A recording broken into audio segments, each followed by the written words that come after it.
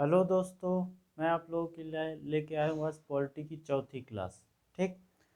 तो हम लोगों ने 1813 तक पढ़ लिया था। ठीक है। कहाँ तक? 1813 तक। है ना। आज हमारा 1833 का चार्टर एक्ट है। और ये मान के चलिए कि 1833 का चार्टर एक्ट बहुत इम्पोर्टेंट है। इसमें इतनी सारी चीज़ें दी गई हैं कि आप सोचेंगे नहीं कि आपको हर चीज़ एक नए तरीके से मिलेगी। ठीक। तो देखिए, 1833 20 वर्षों के बाद आया। कितने वर्षों के बाद? 20 वर्षों के बाद। 20 वर्षों के बाद 4 बार आया था चार्टर एक्ट। ठीक है। तो 1833, तो ये आपकी 1833 का charter act. Charter act, please ध्यान से सुनिएगा और ध्यान से समझने की कोशिश करिएगा। ये पॉलिटी की क्लास है। ठीक। पॉलिटी, ऐतिहासिक विकास, संविधान का ऐतिहासिक विकास और संरचना चल रही है। जिस तरह से हमने पुरानी चीज़ों को पढ़ा देखा, उसी तरीके से संविधान के जो बनाने वाले थे, जो रचयिता थे, उन लोगों ने इन सब चीज़ों से कुछ न कुछ लिया। ठीक। तो ये पॉलिटी की चौथी क्लास है आपकी। ठीक। तो 1833 में हुआ क्या था? तो जो बंगाल का गवर्नर जनरल था, पहली बात जो थी, जो बंगाल का गवर्नर जनरल था उसे भारत का गवर्नर जनरल बना दिया गया। किसका? बंगाल का गवर्नर जनरल था जो, है ना, उसको भारत का गवर्नर जनरल बना दिया गया। ध्यान दीजिएगा बातों पे। भारत का गवर्नर जनरल बना दिया गया। ठीक। Governor general. ठीक। ठीक है। तो जो बंगाल का गवर्नर जनरल था उसे भारत का गवर्नर जनरल बना दिया गया।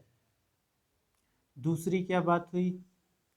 दूसरी बात हुई कि इसमें एक पद का सृजन हुआ। किसका? विधिक सलाहकार का। किसका? विधिक सलाहकार। विधिक सलाहकार, मैं सब बताऊंगा आपको। सलाहकार। तो विधिक सलाहकार का जो है पद का सृजन हुआ। विधिक सलाहकार पद का सृजन हुआ। ठीक है। पद का सृजन, ध्यान दीजिएगा। ठीक। और क्या हुआ आपका? 1833 में ही जो कंपनी का नाम ईस्ट इंडिया कंपनी आप लोग पढ़ते हैं ना, वो इसी में दिया गया था। पहले जो कंपनी का नाम था वो ट्रेडिंग करके था। क्या था? England merchant trading Indian company. तो उसका नाम बदलकर क्या किया गया? ईस्ट इंडिया कंपनी, इसी के तहत किया गया था।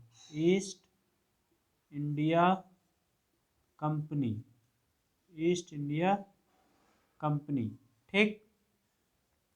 तो नाम बदलकर ईस्ट इंडिया कंपनी 1833 के चार्टर एक्ट के तहत पड़ा था। ठीक है। याद रखिएगा, ईस्ट इंडिया कंपनी नाम पड़ा। ठीक। इसके बाद और क्या हुआ? कंपनी का जो व्यापारिक एकाधिकार था वो तो खत्म ही किया गया। इसमें एकाधिकार पूरी तरह से खत्म कर दिया गया। क्या किया गया? एकाधिकार पूरी तरह से, चाय चीन ऊन सब कुछ पूरी तरह से खत्म कर दिया गया। पूरी तरह से खत्म किया गया। खत्म किया गया। ठीक। और क्या था आपका? और एक चीज जो हुई थी, मेन चीज, वो कंपनी का जो व्यापारिक स्वरूप था उसको ही खत्म कर दिया गया।